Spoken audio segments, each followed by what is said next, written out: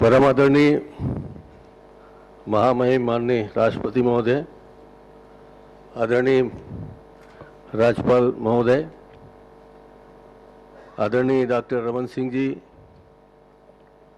हमारे अध्यक्ष महोदय, आदरणीय श्री विष्णुदेव साय जी, हमारे मुख्यमंत्री, समस्त मंत्रीगण, हमारे समस्त सदस्यगण, उपस्थित आदरणीय गणमान्य नागरिकगण, हमारे पत्रकारगण और राष्ट्रपति जी के साथ आए सभी अधिकारीगण, आदरणीय महोदया, हम छत्तीसगढ़ में आपके आगमन से कृतार्थ हुए हैं। ये हमारे लिए बहुत सौभाग्य की बात है कि आपने यहाँ आने का समय दिया। हम आपका अभिनंदन करते हैं सब साथियों की ओर से।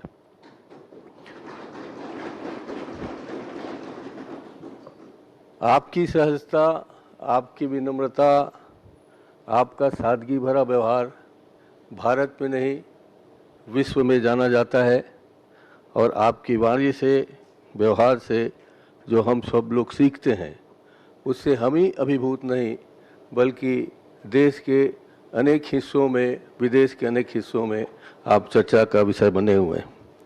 माननीय अध्यक्ष महोदय, माननीय राष्ट्रपति महोदय, आपका आगमन छत्तीसगढ़ विधानसभा के लिए ऐतिहासिक अवसर है।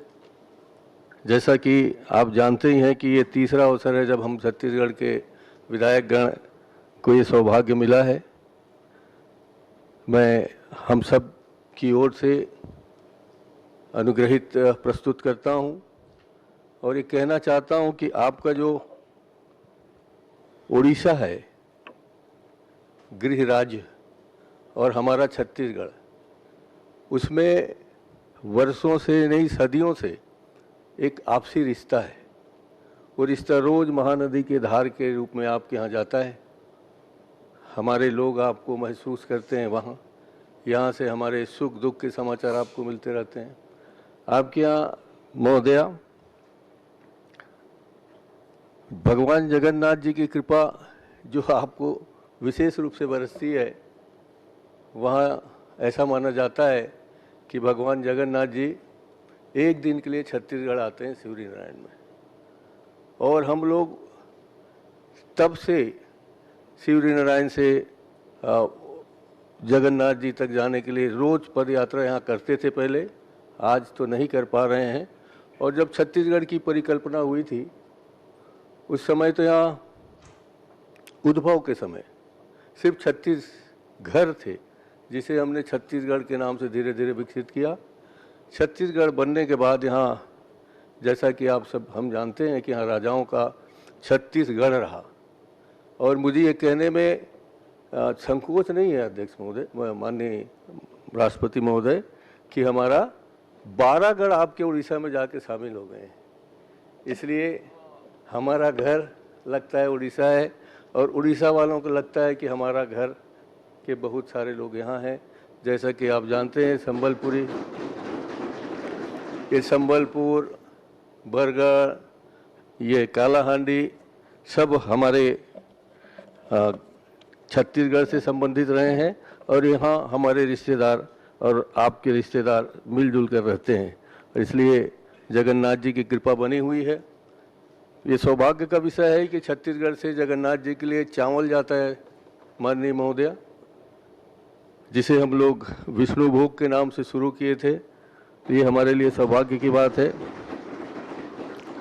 पुरातन काल में हम लोग ऐसे सौभाग्यशाली हैं कि ऐसा माना जाता है कि शिवरी नारायण में माता सबरी ने आदरणीय हमारे सबके पूजनीय रामचंद्र जी को वो मीठे या जूठे बेर खिलाए थे।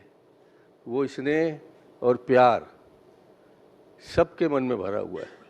हम ऐसा मानते हैं कि हमारा राज्य कौशल प्रदेश कौशल्या जी के नाम से जाना जाता है।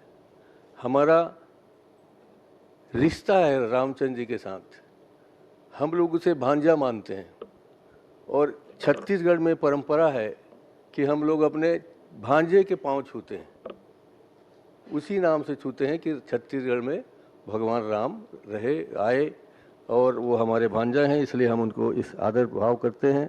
और पूरे आध्यात्मिक और सांस्कृतिक धरोहर से हमारा आपका बहुत आत्मीय संबंध है जिसे हम सब लोगों को स्वीकार करना ही चाहिए।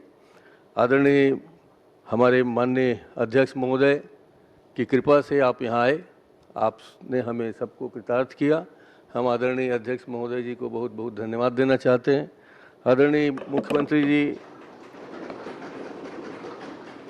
एक आदिवासी परिवार के हैं माननीय राष्ट्रपति जी, और उस नाते जितनी सहजता और सरलता से यहाँ का नेतृत्व कर रहे हैं, और हम सब लोग सदन में ही नहीं पूरे बाहर भी उनके नेतृत्व को स्वीकार करते हैं, और एक सहज भाव से हम सब छत्तीसगढ़ के उन्नति के लिए मन में एक ही राग है सबका कि हम कैसे मिलकर छत्तीसगढ़ की उन्नति करें।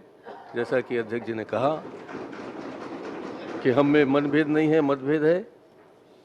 हम सब आपका यहाँ उद्बोधन सुनने आए हैं, हमें उससे ज्ञान वर्धन भी होगा हमारा, और हम आगे चल के आपके बताए हुए मार्ग में चलेंगे। आप यहाँ पधारे, तो उसके लिए मैं हार्दिक अभिनंदन करता हूँ, आपका पुनः स्वागत करता हूँ, और आप सबको आपके हृदय में विराजमान जगन्नाथ जी को स्मृति करते हुए आप सबको प्रणाम करता हूँ।